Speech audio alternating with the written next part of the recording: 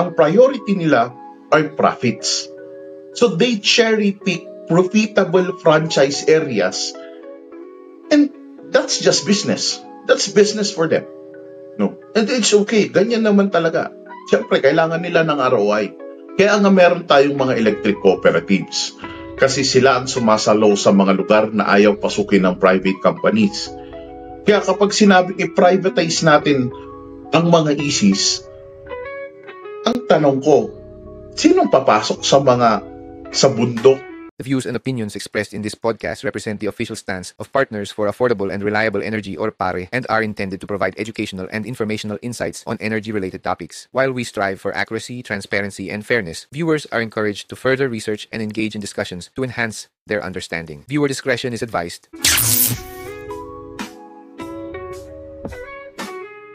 Magandang araw mga kapare. I am Nick Satur Jr., the Chief Advocate Officer of Partners for Affordable and Reliable Energy or PARE. Welcome po sa Power Talks by PARE, your go-to podcast para sa talakayan tungkol sa issues and solutions for the energy sector at karapatan ng mga consumer. Ngayong araw na to, we're going to dive into a very critical and timely issue, electric cooperatives or ECs. Marami pong ingay ngayon tungkol sa mungkahing i-privatize na lang daw ang mga ECs natin o ang ating mga electric cooperatives sa buong bansa. Pero ang tanong, makatarungan ba ito? At para kanino ba talaga ang solusyon na privatization? So before we answer this question, let's go back to the basics. ECs or electric cooperatives were never meant to be profit-driven. Hindi sila negosyo, hindi sila tulad ng mga private utilities gaya ng Meralco. Ang electric cooperatives ay nilikha para sa tao, hindi para sa tubo. So nung unang panahon, the framers of our Constitution in creating electric cooperatives, wala kasi noon pribadong kumpanya, halos walang mga private companies na gustong pumasok sa mga malalayong probinsya, mga lugar na lugi at malayo sa kabiasnan. So ang ating mga electric cooperatives ang sumalo sa responsibilidad na sila ang nagdala ng ilaw sa mga lugar na dati kadiliman lang ang kasama. Ngayon ang tanong, bakit tila minamadali nating ipasa ang mga electric cooperatives na ito sa mga private utility distribution companies? Pero let's be honest, hindi lahat ng electric cooperative ay maayos. Marami rin talagang palpak at paulit-ulit ang brownout. Sobrang taas nilang maningil, dahil nagkamali sila ng pag-enter sa kanilang PSA, or yung power supply agreement, o maaari din na dahil may mismanagement. May mga ECs din na sobrang taas ang kanilang systems loss at hindi transparent ang kanilang pamamalakad. So, sa PARE, hindi natin ito kinukonsinti. Hindi natin pinaglalaban ang mga korap at mga palpak or problematic na ECs. Pero hindi rin makatarungan na to generalize it that all ECs are a failure. Hindi lahat ng ECs ay dapat husgahan base sa mga iilang palpak dahil marami pa rin sa mga electric cooperatives sa Pilipinas ang tapat, mahusay at totoong nagsisilbi sa kanilang mga miyembro o yung ating mga member consumer owners or MCO na tinatawag. So, this week, nagkaroon ng privilege speech ang ating APEC Party List representative na si Congressman Sergio Dagook, na sa kanyang privilege speech ay mariing tinututulan niya ang blanket privatization ng mga electric cooperatives. Sabi niya, and I agree, some ECs are performing excellently. True enough. Katulad po dito sa amin in Beneco or dito po siya sa Benguet. Okay. Benecoas actually is one of the best performing ECs. Ngayon, ang mga EC natin, hindi lang sila nagbibigay ng kuryente, kundi gumaganap din bilang partner sa pag-unlad sa mga liblib na komunidad, sa mga probinsya. No? Pero syempre, hindi rin natin isinasantabi ang realidad na meron talagang mga electric cooperative na ilang dekada nang walang pagbabago. May mga alleged corruption, left and right. May mga delayed sa kanilang mga upgrades ng kanilang facilities at puro reklamo ng mga consumer. Reklamo ng reklamo ang consumer pero hindi sila pinapakinggan. Walang aksyon. Sinasabi nila na MCOs or member consumer owner na ang nagmamay-ari ng ating electric cooperative ay ang ating mga member consumer owners, ang ating mga consumers. Pero bakit hindi inaaksyonan yung mga reklamo ng ating mga consumers? These are the ECs that need urgent reform. No? Kailangan nila ng reform and not privatization instantly. Pare's stand is clear. Privatization must never be the first solution. It must always be the last resort. Hindi pwedeng porket may palpak na EC, privatize agad yan. Dapat patunayan muna na for at least 20 years, 15 to 20 years, paulit-ulit at tuloy-tuloy ang kapalpakan na kahit anong tugon, tulong at reforma ang ibigay ay wala pa ring pagbabago. Kung gano'n naman, napahirap sila sa ating mga consumers ng ilang dekada, saka lang natin pag-usapan ang privatization. Pero kung ang isang cooperative ay nangangailangan lang ng technical guidance, training, financial support, tulong mula sa gobyerno, lalong-lalo na sa ating NEA at DOE, bakit natin sila ipapasa sa private sector agad? Ang NEA o ang National Electrification Administration, no, sila po yung governing our ECs. No? NEA should not be acting as an exit strategy machine. NEA's role is to rehabilitate, capacitate, and empower struggling cooperatives.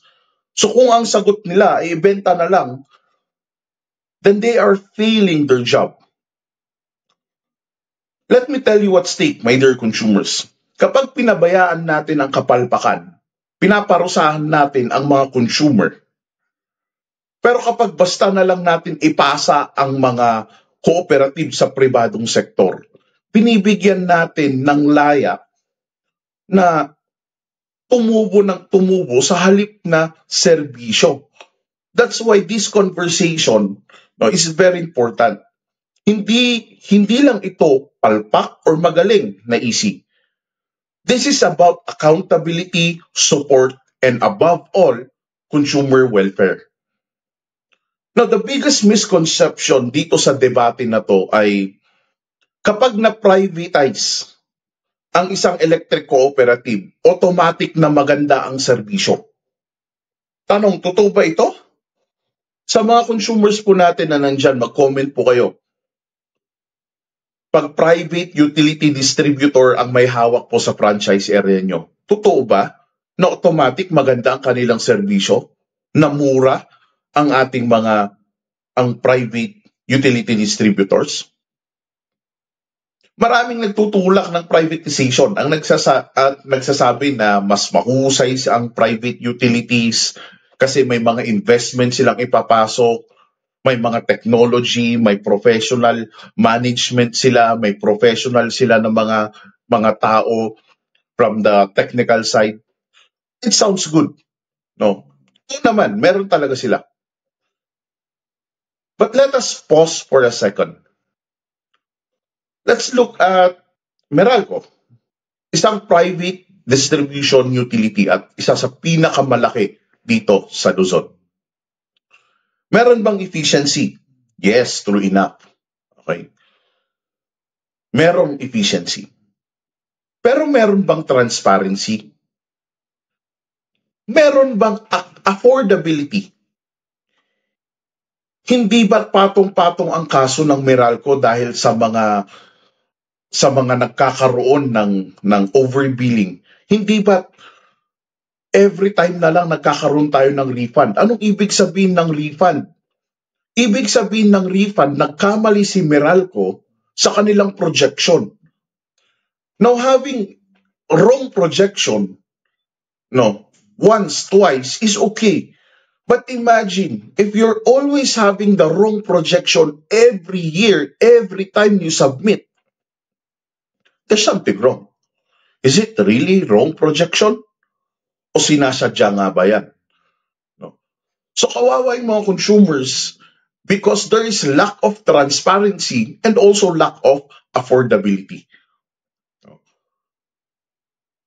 Private utility distribution are always criticized because of expensive electricity rates. So hindi totoo na kapag privado, automatic, mas mura siya. Bakit? Dahil kapag privado or private utility distribution, profit or tubo ang pangunahing layunin nila. Because that's business. But don't get me wrong, walang masama sa profits, walang masama sa tubo. Pero kapag yung tubo nila ay sobra-sobra, kung excessive, hindi na po profits ang tawag dyan. That's already greed. Kapag nagkakaroon ng overcharging sa consumers, that's not profits already. No? Kapag serbisyong publiko ang pinag-uusapan, dapat balanse. Affordability, reliability, no, and transparency. Ngayon, imagine natin kung ang mga cooperative na maayos, magaling, at tapat sa kanilang MCOs or member consumer owners, ipapasa natin sa mga private utility distributor. What will happen to the communities? Anong mangyayari sa ating mga consumers na nandito sa provinces? Okay. Anong mangyayari sa mga nasa probinsya na ang taas na nga ng bilihin, ang baba ng sahod, at sobrang taas pa ng ating mga utilities? Especially yung mga nandun sa liblib na lugar, yung walang malaking ROI na ayaw pasukin ng mga private utilities. Sa totoo lang mga kapare, ang mga pribadong kumpanya ay hindi lamang pumapasok sa mga lugar na hindi sila masyadong pumapasok sa mga lugar na walang kita. Of course, katulad ng sabi ko, ang priority nila are profits. So they cherry pick profitable franchise areas and that's just business. That's business for them. No. And it's okay. Ganyan naman talaga. Siyempre, kailangan nila ng ROI. Kaya nga meron tayong mga electric cooperatives. Kasi sila ang sumasalaw sa mga lugar na ayaw pasukin ng private companies. Kaya kapag sinabing i-privatize natin ang mga ECs, ang tanong ko, sinong papasok sa bundok? Sinong papasok sa mga area na maliit ang kita, maliit ang population? Pare believes that we do not need to fix what is not broken. And we also do not abandon what just needs help. So hindi pwedeng i-privatize natin automatically lahat ng mga electric cooperatives natin. We must assess the electric cooperatives based on performance and not ownership. Let's protect the high-performing ECs. Now let us also rehabilitate the struggling ECs. Huwag naman privatize kagad. And kung all support, NEA, the government has given support, consumers have given their support, yet experience decades of problems, then only when all of the support fails, then we consider privatization. Now, ang daming nagsasabi, paano na yung mga ISIS na bulok talaga? You know, yun nga, kahit gaano kabulok yan, let's reform. Let's try to help them. Baka naman kaya nga sila bulok dahil may kulang sila, may technical knowledge na kailangan nila. Okay? They need support. Maybe they need financial support as well. Maybe they need trainings. No, we don't immediately replace. And that's where NEA, or the National Electrification Administration, comes in. It has a legal mandate under Republic Act 10531 to supervise, assist, and strengthen our ECs. Role ni NEA na empower ang ating mga electric cooperatives. Hindi dapat sila tagapagbenta o taga-privatize ng ating ECs. NEA are capacity builders, reform agents. Right? But that only works if NEA does its job well. So pag palpak si NEA, automatic makikita natin marami ring palpak na ating mga ECs kasi hindi sila natutulungan. No? And that is also governance failure. NEA being a government entity, it's a governance failure that we need to address. So in the issue of EC privatization, what is the real root cause of the problem? It's not ownership. No. It's more on number one, lack of leadership for electric cooperatives. Number two is development sa ating mga electric cooperatives. No. Upgrades sa kanilang facilities. Number three is political interference sa management. Minsan kasi nakikialam yung mga politiko sa ating mga ECs, dinidiktahan yung ating mga ECs. And we also have weak auditing and transparency mechanisms. Minsan yung auditing system, no, sabi ko ang issue lang talaga is transparency. And lastly, lack of support from NEA and DOE. Okay. So, mga kapare, huwag po natin sisihin agad-agad ang ating ECs. At hindi rin porket merong palpak na mangilan-ngilang mga EC, ay dapat i-privatize na lahat ng ating mga electric cooperatives. Kung ganyan ang mindset natin, na kapag palpak ang isang EC, kailangan i-privatize agad. Imagine kung ang ating public schools, no?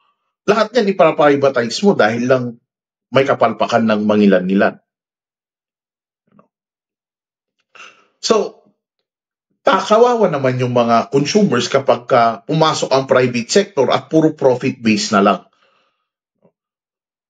It's a huge loss to consumer protection. At ang kuryente, isa yan sa ating basic need. Ang presyo nito, the reliability, the price, no, lahat yan ay merong direktang epekto sa trabaho, sa edukasyon, sa kalusugan ng bawat Pilipino, no, sa mga merong pasyente sa bahay, mga in-house patients, outpatient, no, yung mga nag-aalaga ng kanilang magulang na nasa bahay. Imagine kung laging brownout. Kawawa naman ang ating mga consumers. So ang solusyon, hindi dapat mabilisang privatization. Ang solution ay ang tamang pagsusuri, tamang guidance, tamang accountability. Our NEA was created to guide, support, and supervise our electric cooperatives to empower them. No. At eto dapat ang nakikita natin. So for those electric cooperatives who are struggling to meet performance standards, kailangan ng guidance para sa kanila. Ang tanong, ginagampanan nga ba ni NEA ang tungkuling ito? No. There are a lot of ECs that are struggling, that are failing, and they've been failing for years. We're talking about constant brownouts, poor customer service, no, bloated or overcharged ang ating mga consumers, outdated ang mga infrastructures. Maraming nagrereklamo. This is existing. Totoo yan. Maraming mga issues na palpak din. Pero ang mas mahalagang tanong, nakapag-intervene na ba ng maayos si NEA? May klarong performance audit ba si NEA sa ating mga electric cooperative?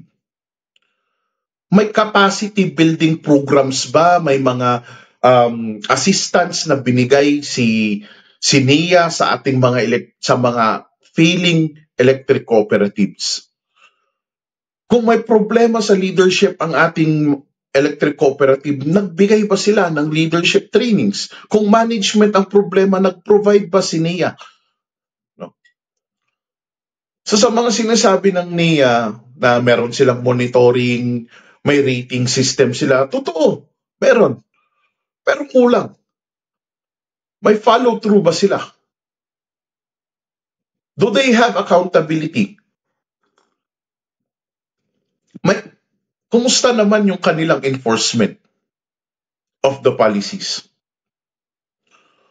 Kung merong performance standard, pero wala namang consequence, accountability for consistent failure, anong silbi ng rating? May rating ang NEA. They categorize it as green electric cooperative, meaning yung green electric cooperative, no, nasundan niya yung 7 parameters of NEA. These are good electric cooperatives. Pero bakit merong gap between NEA's rating and then the real experience of our grassroots community? No. Example is yung Batelec. Batelec 2 was actually rated green and AAA. Ibig sabihin is pasok siya sa standard ni NEA. Ibig sabihin is maganda ang performance ng electric cooperative. Pero bakit ang daming mga kamare natin dyan sa Batangas na nagme-message sa atin that they're having 12 to 14 hours na brownout? Nagsasabi na halos linggo-linggo, walang kapalpakan. Merong brownout. Maraming mga business sector in Batangas that are calling us and sharing their problems and their stories na nalulugi yung kanilang negosyo kasi laging brownout. So why is there a gap between NEA's rating and the real experience of the grassroots community? So siguro, ito yung mas problema. Kaya ang panawagan ng pare, please conduct transparent performance audits ng lahat ng electric cooperative. Ilabas natin kung anong totoo. The first step in solving a problem is to identify that there is a problem. So if we fail to see, if we fail to accept that the electric cooperative has a problem, how can we resolve the problem? So, ang panawagan natin, number 1 is to conduct a transparent performance audits ng lahat ng electric cooperatives. Pangalawa is to identify and publicize which ones are performing excellently, which ones are ailing, and which ones are truly problematic for decades. Let us also launch real capacity building programs, especially in conflict-affected areas and sa mga geographically isolated areas, sa mga malalayong mga issues natin. Those that are located in Visayas, Mindanao. And when everything else fails, intervene decisively. NEA, intervene decisively kapag palpak pa rin lahat. And that's after all assistance are given, after all subsidies are provided, then let's talk about privatization. I want to be very, very clear. Intervention is not the same as privatization. Intervention, ibig sabihin is to provide solutions dun sa problem. So kung ang problem is management, then put a new leadership. Provide training. If the problem is funding, support our ECs. Right? Technical upgrades, technical trainings, kailangan nila. That's intervention. Auditing their books and making the board and the management accountable kung merong problem. Kaya ang hamon natin sa NEA ay ito. Number 1, do your job well. Do your job first, your mandate, before talking about privatization.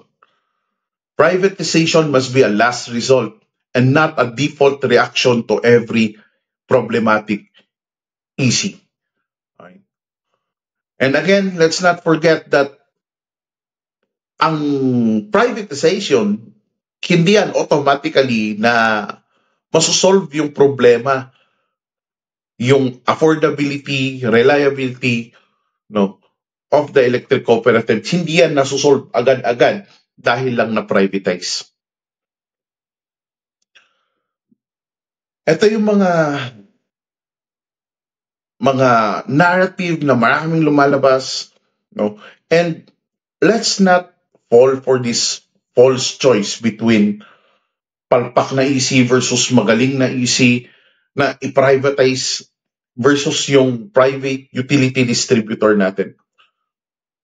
For me, for PARE, I think this is a false binary. The real choice is between reforming public institutions like electric cooperatives versus privatization when they are struggling. It's more on between accountability and transparency versus corporate takeover. No? So, ang kailangan talaga natin is for NEA to do their task. And to call out yung mga ECs natin that are not performing, sa mga problematic na ECs na 15-20 years pahirap sila sa ating mga consumers, privatize them after intervention. Especially those in the far-flung areas. These are when it comes to ECs, we need to protect the ECs, we need to support the ECs, no? So that's why in PARE we say that let us reform what fails, support what works. Ang dapat ayusin ay ang sistema, hindi lang yung ownership ang tinitignan natin. So if NEA and DOE, if the National Electrification Administration and the Department of Energy would be true to their mandate and would help our ECs, no, I'm sure all ECs would have a better performance. And of course, to our Congress, to the incoming 20th Congress, no, we hope that our Congress would support NEA and DOE with the oversight and the funding when it comes to rehabilitating our failing ECs. No?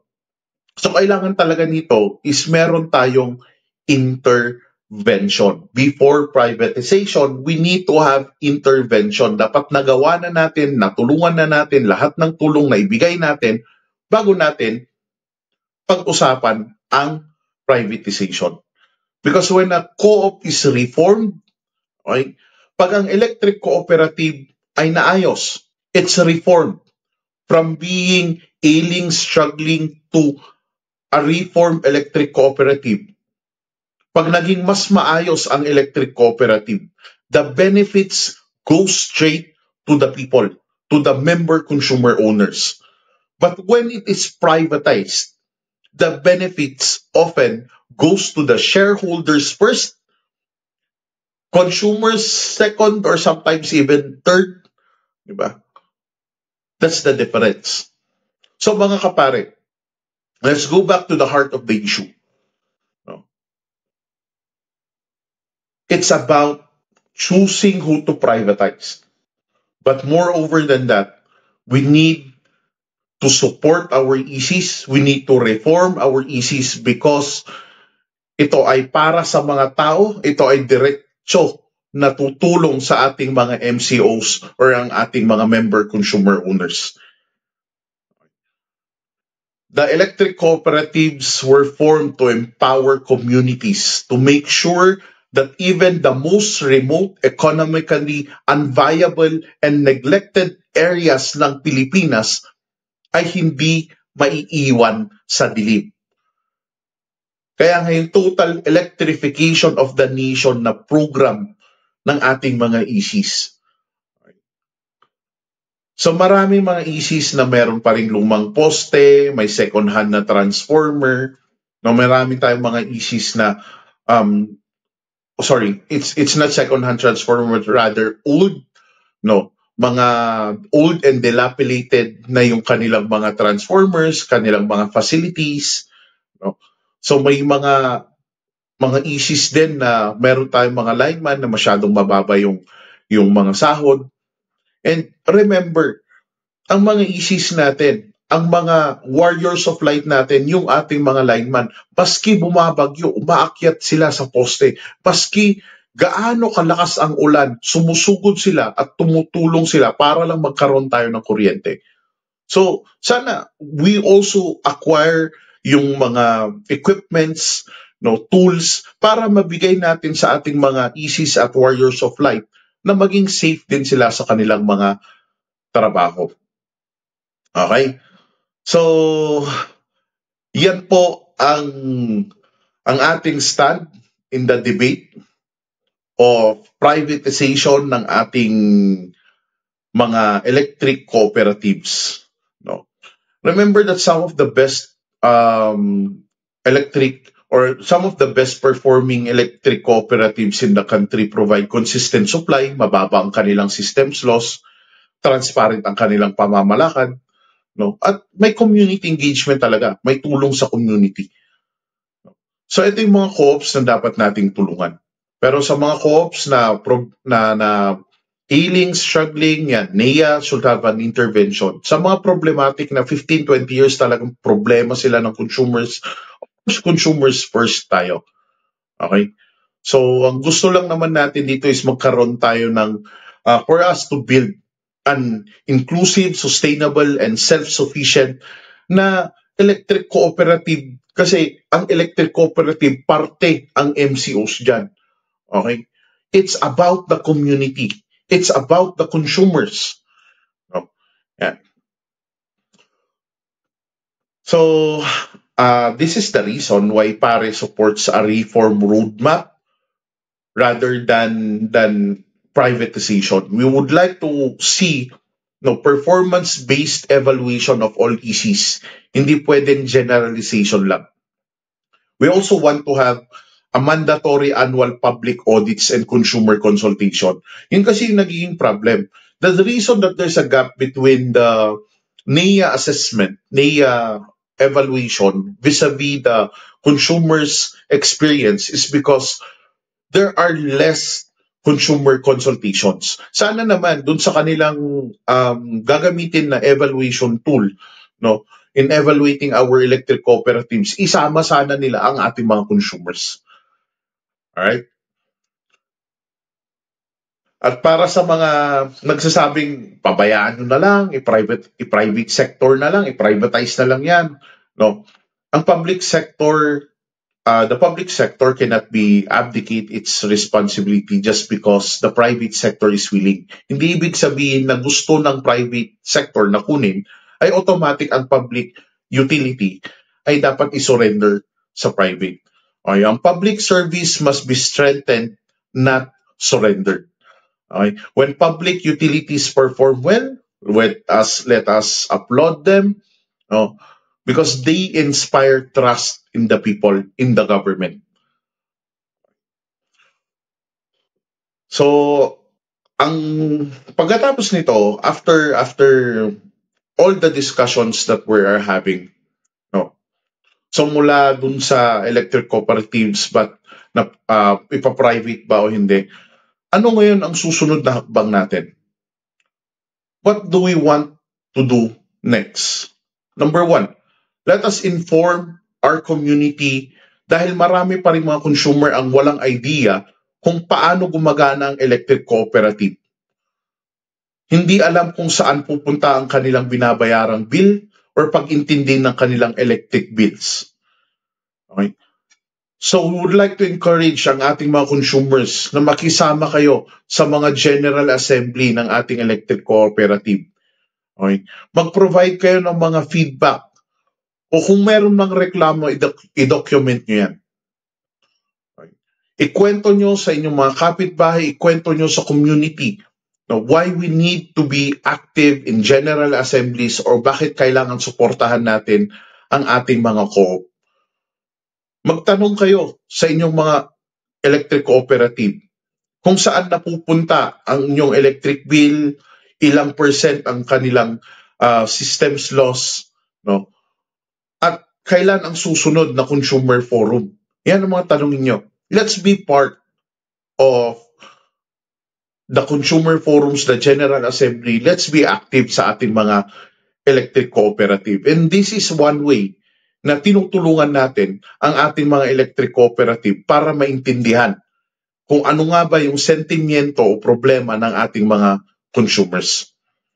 Pangalawa, we need to hold NEA and DOE accountable.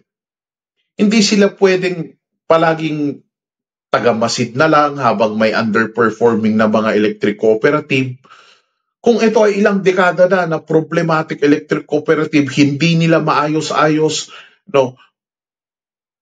Pare calls to NEA to conduct a public and independent performance audit.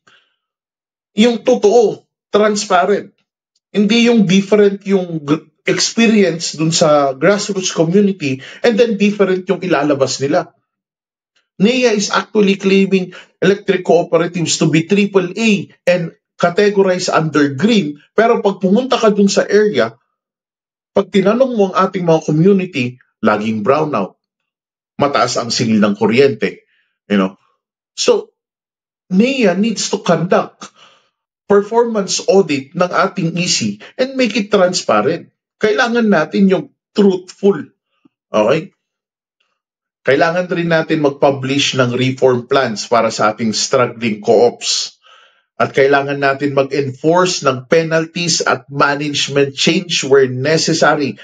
So kung problema, management ng co-op, kailangan palitan yan. Kung leadership ang problema, kailangan palitan yan. Of course, we are also calling NEA na sana yung technical assistance and then yung funding assistance for co-ops. Although NEA has provided millions of pesos para sa assistance ng ating co-op. Ang tanong kasi natin is follow-up. After ba kayo na-provide ng financial assistance, ano yung pagbabago na nangyari? No. So we would like to see this because this is the only way that we can help empower consumers as part of the energy transition roadmap. So kung sakali, let us empower our ECs because that's empowering consumers towards the energy transmission roadmap. At ang ating mga kongreso, sana naman yung inyong oversight at maglabas pa kayo ng mga panukalang batas, maglabas pa kayo ng mga batas na magtutulak ng mas mabilis na tulong na mabibigay sa ating mga electric cooperatives. So, mga kapare, salamat po sa inyong mga support. Remember that the stand of PARE is to support what works, reform what fails, NEA to intervene. And if everything fails, that's the only time we privatize. That's the position of PARE. That's the future we would like to build. Let's protect the co-ops that serve with dignity and let's demand accountability from those that don't. Huwag natin hayaan na gamitin ang iilan na bulok na kooperatiba bilang dahilan para sirain ang buong sistema. Bilang consumer, bilang Pilipino, meron kang kakayahan. You have the power. So, you have the power of your voice and the power of your choice. Use your voice. Use it right. Gamitin po natin ang ating mga influence. Kuryente man yan o katarungan, pareho nating ipagnaglalaban dito sa Pare.